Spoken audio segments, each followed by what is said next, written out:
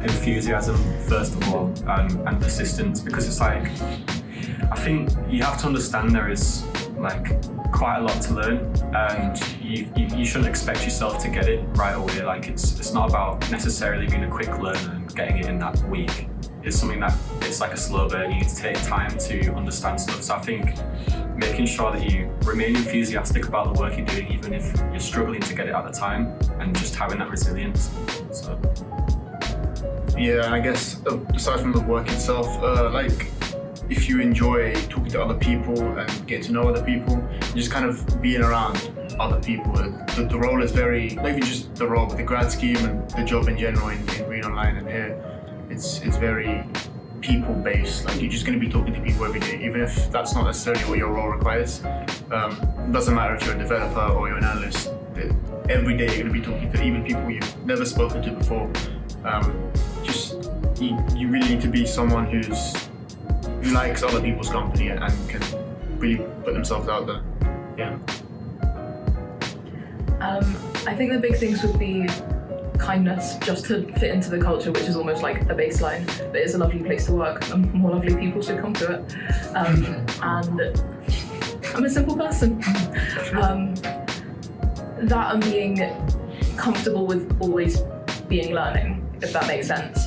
Like, I don't think there's going to be a moment where I'm like, okay, I know everything and I'm done and I'm never going to have to learn again, which works really well for me and my priorities. I think being able to work autonomously also helps. It's not, I wouldn't say it's like requirements, but I think it does definitely, someone who's comfortable with just working by themselves does help a lot, especially with the learning aspect that Isabel mentioned, because when you don't have a high workload, you need to be able to switch into that sort of learning by yourself rather than having someone tell you to do that.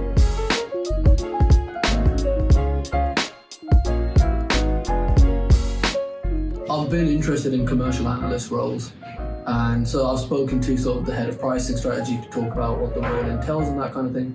And I've also spoken to my team about that to see if there's an opportunity for a secondment maybe before you make the switch, to sort of decide whether you do want to do it for a year or, like I said, to progress down seniority within your current role. So yeah, I've started to explore my options. It's been about 4 months since we've been here, so. So I came in as a developer. So for me, at least my intentions coming in here is to grow as a developer and really put myself up there and gain more skills. And that takes a lot of time. So I guess for me, I'm not sure, because like Farah said, once it gets about the 10th month, we're allowed to switch in the different roles that we can look at. But for me as a developer, I'm not sure if that's something that I might do, because if I want to grow as a developer, I have to stay within a development type role. Switching between teams is likely, but I'm already doing that within this year. So honestly not too sure what the second year is going to entail, but I guess time will tell.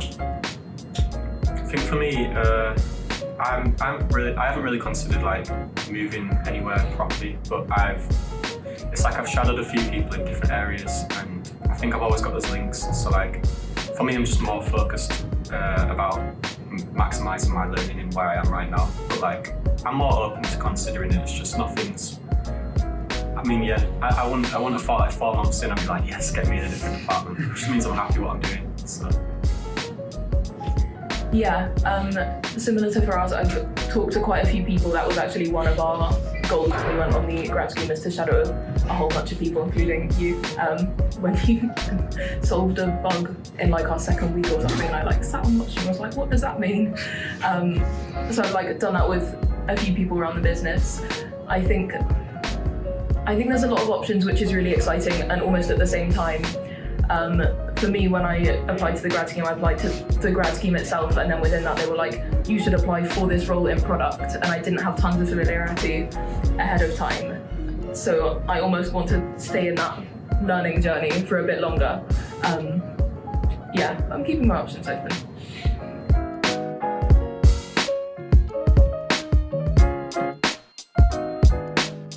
There's a a lot of certification within the analytics or realm, so such as your Google certifications or your IBM certification and that kind of thing. So we've sort of had, I know at least in the analyst department, we've started having those conversations already. I'm actually thinking very vaguely and loosely about something in terms of coding, because I work a lot with developers, and I feel like every time I start a conversation with them, I'm like, I don't know what anything is or anything means. Given that, can you tell me what's going on? And I think it would be really useful to have a bit more context there.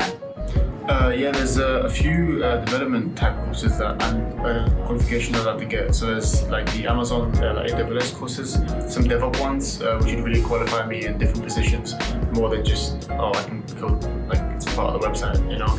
I think they're really, really important qualifications to have, and if I can get them funded, it's just let's go.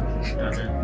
Yeah, like for us, they've given a lot of opportunity to analytics to do learning and that, and they offered both of us an apprenticeship scheme, and I've decided to go forward with that. So there'll be a certification at the end of 18 months following that. So I feel lucky to have that.